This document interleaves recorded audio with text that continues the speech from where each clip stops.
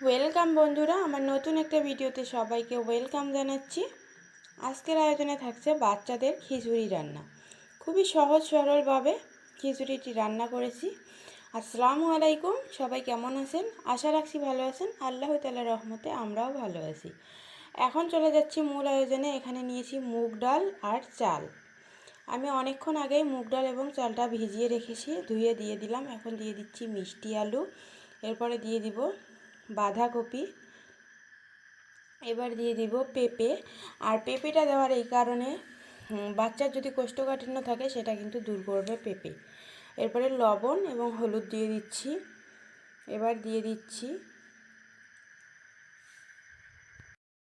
রান্নার তেল।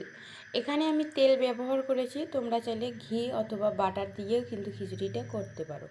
তো এরপরে দুটো এলাচ দিলাম, আর দিয়ে দিলাম হাফ চামচের মতো আদা এবং রসুন পেস্ট করে রেখেছি, এটাই দিয়ে দিচ্ছি। এখন ভালো করে এগুলো মেখে নিচ্ছি।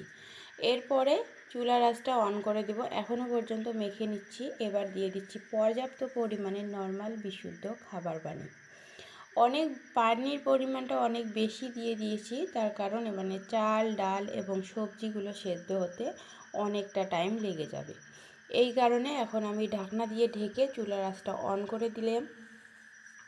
এখন ঢাকনাটা তুলে 10 মিনিট পর আমি ফিরে আসলাম। এখন দেখো সব সবজিগুলো আমার সেদ্ধ হয়ে গেছে। বাচ্চা তো এরকম অবস্থায় খেতে পারবে না, তাই এখন একটা আলু ম্যাশার দিয়ে ভালো করে খাবারগুলোকে ম্যাশ করে নিচ্ছি। এখানে এলাচটা দেওয়ার কারণে কিন্তু খাবারের মধ্যে থেকে খুব সুন্দর একটা ফ্লেভার আসবে, আর বাচ্চারা সেটা খেতে চাইবে। মনে রাখবেন, বাচ্চারাও কিন্তু স্বাদ বোঝে। তাদের মুখেও যদি ভালো না লাগে তাহলে তারা খেতে চায় না। আর তাদেরকে একই খাবার যদি প্রত্যেক দিন অফার করেন তাহলেও কিন্তু তারা খেতে চায় না। তাই তাদেরকে একই খাবার ভিন্নভাবে ভিন্ন স্টাইলে খাবারটা যদি তাদেরকে দেওয়া যায় তাহলে কিন্তু তারা খেতে চায়। আমরা মায়েরা যদি একটু কষ্ট করে তাদের জন্য খাবারগুলো ভিন্নভাবে বানাই তাহলে কিন্তু আমরা মায়েরা অনেকটাই চিন্তামুক্ত থাকব। কারণ বাচ্চা খেতে পারলেই কিন্তু আমরা অনেকটাই চিন্তামুক্ত থাকি।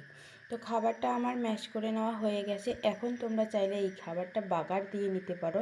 হালকা খাবারটা নামিয়ে নিয়ে কড়াইয়ে হালকা গরম করে এখানে ঘি অথবা বাটার বা তেল দিয়েও কিন্তু গোটা জিরে আর একটু রসুন কোয়া দিয়ে সেটা লাল লাল করে ভেজে নিয়ে খাবারটা আবার ঢেলে দিলে একটু খাবারটা পাতলাটাও কমে আসবে, অনেকটা ঘনত্ব হয়ে আসবে এবং সেটা আরও বেশি সুন্দর হবে।